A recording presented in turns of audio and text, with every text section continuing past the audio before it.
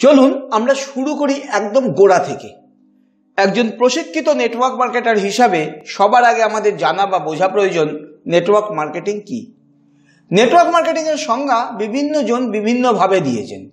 তার মধ্যে সবচাইতে গ্রহণযোগ্য সংজ্ঞাটি হলো network marketing is a process or a system of marketing and selling of products using network model directly to the consumers in a face-to-face and in places like home, workplace and other offices other than retail sales location. অর্থাৎ network marketing is a business model. যেরকম ভাবে franchise system একটা model, e commerce একটা business model, সেরকম ভাবেই network marketing একটা business model. Network marketing direct সেলসের একটা ধরন বা একটা মডেল, যেখানে কনজিউমারের কাছে প্রোডাক্ট সরাসরি বিক্রি করা হয়, তাদের বাড়িতে বা অফিসে বা অন্য কোনো জায়গায়, কিন্তু দোকানে বা অনলাইন স্টোরসে নয়। নেটওয়ার্ক মার্কেটিং বিজনেসে একজন মার্কেটার নিজে প্রোডাক্ট সেল করে তার মাধ্যমে কমিশন আয়ত্ত করেনি, তার বাইরেও টিম বা অর্গানাইজেশন তৈরি করে সে অর্গানাইজেশনের দ্বারা বিক্রিত জিনিসের উপরও আয় করতে পারেন। যদিও নেটওয়ার্ক মার্কেটিং বোঝাতে অনেকেই ডাইরেক্ট সেলস কথাটা ব্যবহার করেন, কিন্তু সমস্ত ডাইরেক্ট সেলসই নেটওয়ার্ক মার্কেটিং নয়। আমাদের বাড়িতে যখন কেউ ওয়াটার পিউরিফায়ার বা চিমনি বিক্রি করতে আসেন, যখন কোনো ইন্স্যুরেন্স এজেন্ট আমাদের পলিসি সেল করেন, সেগুলোও কিন্তু ডাইরেক্ট সেলসের অংশ। নেটওয়ার্ক মার্কেটার ছাড়া অন্য ডাইরেক্ট সেলস যারা করেন, তারা শুধুমাত্র নিজের বিক্রি করা দ্রব্যের ওপর কমিশন পেয়ে থাকেন। তবুও যেহেতু ডাইরেক্ট সেলসের মেজর অংশই নেটওয়ার্ক মার্কেটিংয়ের মাধ্যমে হয়, তাই বেশিরভাগ সময় ডাইরেক্ট সেলিং ইন্ডাস্ট্রি বলতে নেটওয়ার্ক মার্কেটিং ইন্ডাস্ট্রিকেই বোঝানো হয়ে থাকে। বর্তমানে সারা পৃথিবী জুড়ে প্রায় 6 কোটি মানুষ এই নেটওয়ার্ক মার্কেটিং ব্যবসার সাথে যুক্ত। নেটওয়ার্ক মার্কেটিং এর সংজ্ঞা এত বিস্তারিতভাবে আমি বলছি, তার কারণ এই সংজ্ঞাটি বুঝতে পারলে নেটওয়ার্ক মার্কেটিং সম্বন্ধে দুটো ভুল ধারণা এবং তার পরিবর্তে সত্যিটা কি সে সম্বন্ধে আপনার প্রথমেই একটা পরিষ্কার কনসেপ্ট তৈরি হয়ে যাবে। প্রথম কথা, নেটওয়ার্ক মার্কেটিং বিজনেসে আপনাকে অর্গানাইজেশন বা টিম বানাতেই হবে এরকম কোনো বাধ্যবাধকতা নেই। অনেকেই এই জায়গাটা জানেন না বলে তারা বলে থাকেন নেটওয়ার্ক মার্কেটিং এ একসময় স্যাচুরেশন হয়ে গেলে লোক কোথায় পাবো, বা এটা লোক ধরার ব্যবসা। এ ধারণা যে ভুল, সেটা নেটওয়ার্ক মার্কেটিং এর সংজ্ঞা থেকেই পরিষ্কার হয়ে যায়।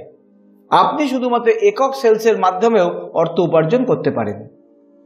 একজন মানুষ যার অর্থ উপার্জনের আশু প্রয়োজন, অথচ তার কাছে অন্য কোনো উপায় খোলা নেই, তার জন্য এই পদ্ধতি খুবই উপযুক্ত এবং তার কাছে আশীর্বাদ স্বরূপ।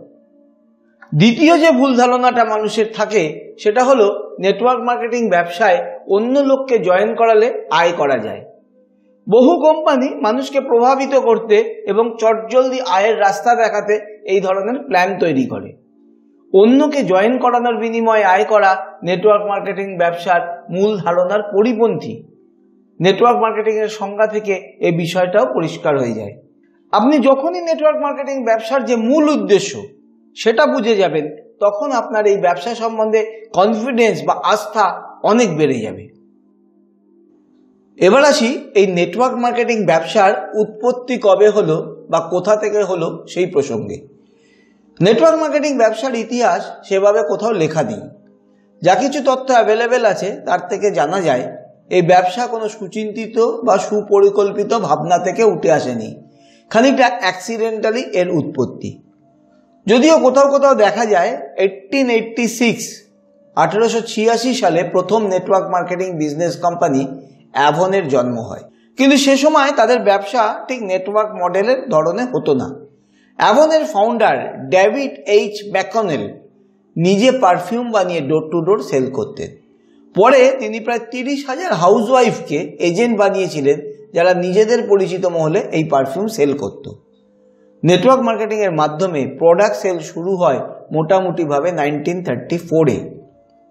ক্যালিফোর্নিয়া ভিটামিন কোম্পানি নামে আমেরিকার একটি সংস্থা নিউট্রালাইট নামে একটি ফুড সাপ্লিমেন্টস কনভেনশনাল মার্কেটিং মেথডে বিক্রি করত। যদিও প্রোডাক্টটি গুণগতভাবে অত্যন্ত উন্নত মানের ছিল, কিন্তু বিজ্ঞাপন ইত্যাদির অভাবে প্রতিযোগিতায় টিকে থাকা মুশকিল হচ্ছিল। তখন বাধ্য হয়ে ডিস্ট্রিবিউটাররা নিজেদের পরিচিত মহলে এটাকে বিক্রি করা শুরু করে। করতে গিয়ে দেখে এতে তাদের লাভ অনেক বেশি হচ্ছে। তখন এই ডিস্ট্রিবিউটাররা অন্যদেরও এই প্রোডাক্টের ডিস্ট্রিবিউটরশিপ নিতে উৎসাহিত করে, যাতে কিনা তাদের বিক্রির ওপর এরা কিছু কমিশন আয় করতে পারে। নিউট্রালাইট প্রোডাক্টের এরপর বিক্রি হুহু করে বেড়ে যেতে থাকে। 1943-তে ক্যালিফোর্নিয়া ভিটামিন কোম্পানি নাম চেঞ্জ করে নিউট্রালাইট কর্পোরেশনে রূপান্তরিত হয়। এইভাবে প্রায় 2 দশক চলার পর 1959-এ রিচ ড্যাভোস এবং জে ভ্যান অ্যান্ডেল নামে 2 ব্যক্তি, যারা ওই নিউট্রালাইট প্রোডাক্টসের ডিস্ট্রিবিউটর ছিলেন, তারা কোম্পানি ছেড়ে বেরিয়ে আসেন। বেরিয়ে এসে নিজেরা একটা কোম্পানি ফর্ম করেন এবং প্রথমবার নেটওয়ার্ক মার্কেটিংয়ের ব্যবসার একটা সুন্দর ফরমেশন দেন। একটা বিজনেস মডেল তৈরি করে তার মাধ্যমে বাড়িতে ব্যবহৃত হয় এমন বিভিন্ন ক্লিনিং ম্যাটেরিয়ালসের প্রোডাক্টসের সেল শুরু করেন। এই কোম্পানির নাম তারা দেন অ্যামওয়ে।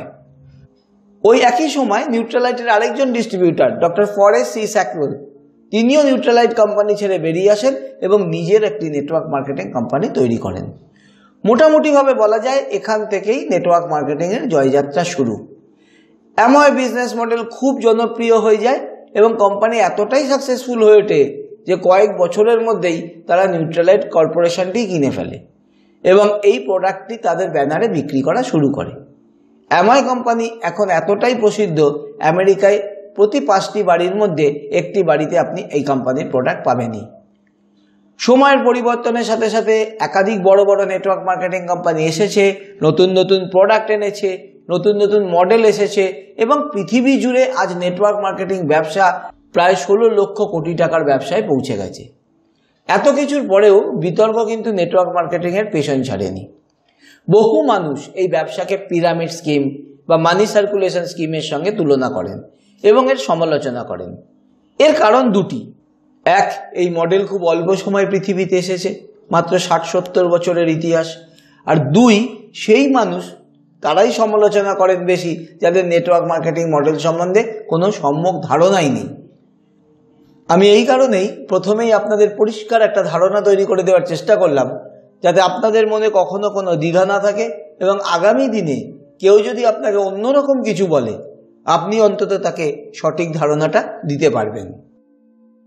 এরপর আসি ভারতবর্ষের কথায়। ভারতবর্ষে নেটওয়ার্ক মার্কেটিং শুরু হয় অনেক পরে। 1995-এ অরিফ্লেম নামক একটি বিদেশি কোম্পানি প্রথম ভারতের মাটিতে পা রাখে। এর কয়েক বছরের মধ্যেই বিদেশের একাধিক কোম্পানি ভারতবর্ষে আসতে শুরু করে এবং ভারতবর্ষেও নেটওয়ার্ক মার্কেটিং কোম্পানি তৈরি হওয়া শুরু হয়ে যায়। 1996-এ ব্যবসা শুরু করা মোদিকেয়ার সম্ভবত প্রথম ভারতীয় নেটওয়ার্ক মার্কেটিং কোম্পানি। যদিও নেটওয়ার্ক মার্কেটিং বিজনেস ভারতবর্ষের লিগ্যাল বিজনেস হিসাবেই পরিগণিত হতো, কিন্তু তা মূলত নিয়ন্ত্রিত হতো কনজিউমার্স প্রোটেকশন অ্যাক্ট দ্বারাই। নেটওয়ার্ক মার্কেটিং বিজনেসের জন্য আলাদা করে কোনো গাইডলাইন্স ছিল না। কিছু অসাধু ব্যবসায়ী এই সুযোগে নেটওয়ার্ক মার্কেটিং মডেলকে ব্যবহার করে নানাবিধ অসৎ কাজ করতে শুরু করে দেয়। মূলত তারা বাজার থেকে অনেক টাকা তুলে নেয় এবং বহু মানুষ তাদের এই কাজের দ্বারা প্রতারিত হন। এই সব ব্যবসার সাথে নেটওয়ার্ক মার্কেটিং বিজনেসের বিন্দুমাত্র সম্পর্ক ছিল না, কিন্তু তারা মানুষকে ভুল বুঝিয়ে এই মডেলের অনুকরণে মানুষকে প্রতারিত করে। ফলে কিছুটা হলেও নেটওয়ার্ক মার্কেটিং ব্যবসায় তার প্রভাব পড়তে থাকে। একটা নেতিবাচক ধারণা বা ভাবনা মানুষের মনে এসে যায় এই ব্যবসা সম্বন্ধে। বিভিন্ন ডাইরেক্ট সেলিং অ্যাসোসিয়েশনস যেমন এফডিএসএ, আইডিএসএ ইত্যাদির পক্ষ থেকে বারবার সরকারের কাছে আবেদন জানানো হয় একটা সঠিক গাইডলাইন্স তৈরি করে দেওয়ার জন্য।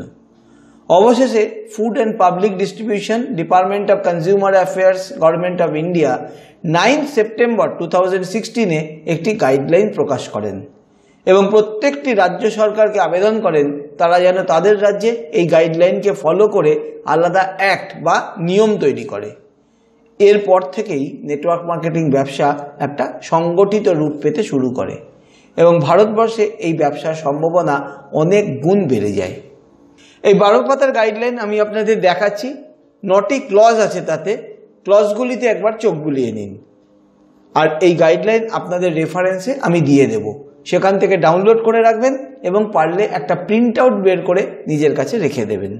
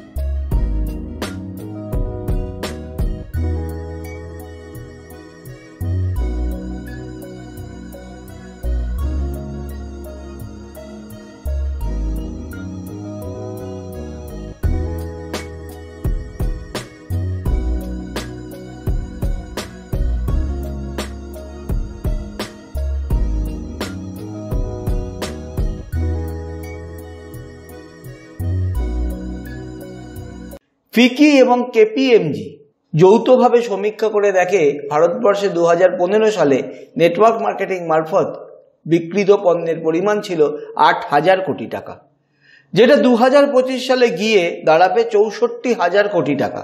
অর্থাৎ মাত্র 10 বছরে প্রায় 8 গুণ বৃদ্ধি পাবে এই ব্যবসা। চলুন টাইমস অফ ইন্ডিয়াতে প্রকাশিত এই খবরে একবার চোখ বুলিয়ে নিই।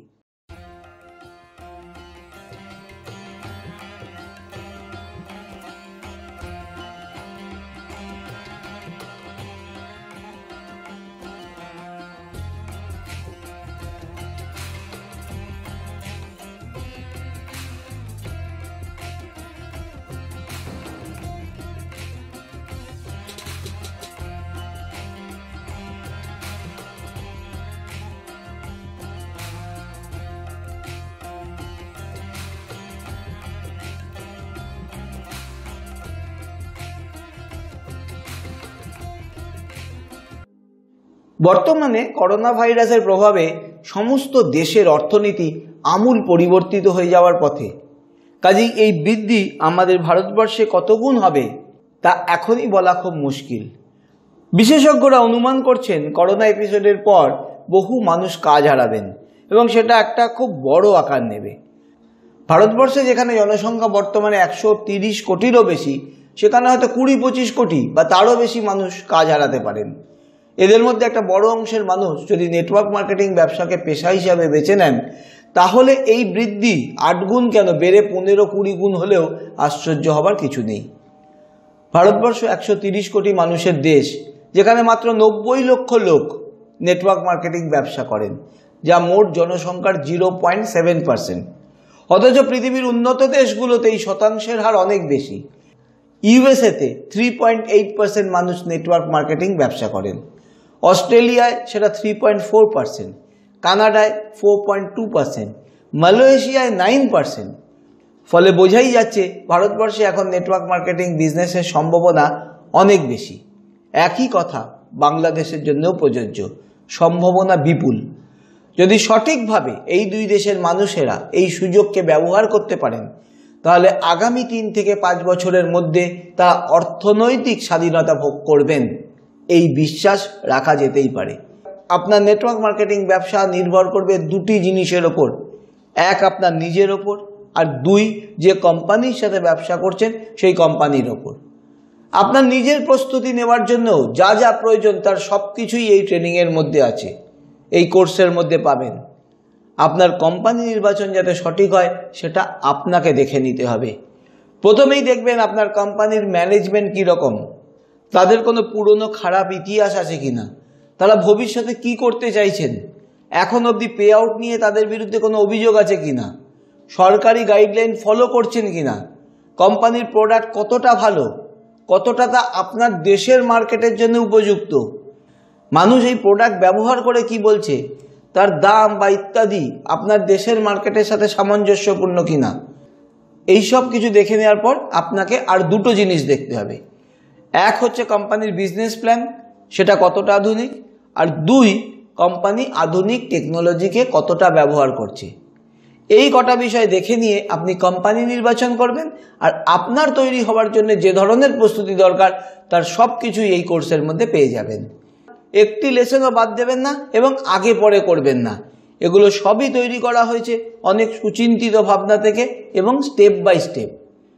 আপনাদের মনের অনুভূতি, প্রশ্ন সব কিছুই ডিসকাশন বক্সে লিখে দিতে পারেন।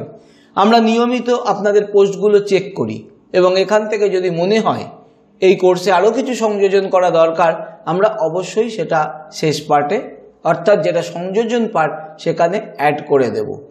নেটওয়ার্ক মার্কেটিংয়ের মূল নীতি, তার ইতিহাস এবং ভবিষ্যৎ নিয়ে আমরা জানলাম।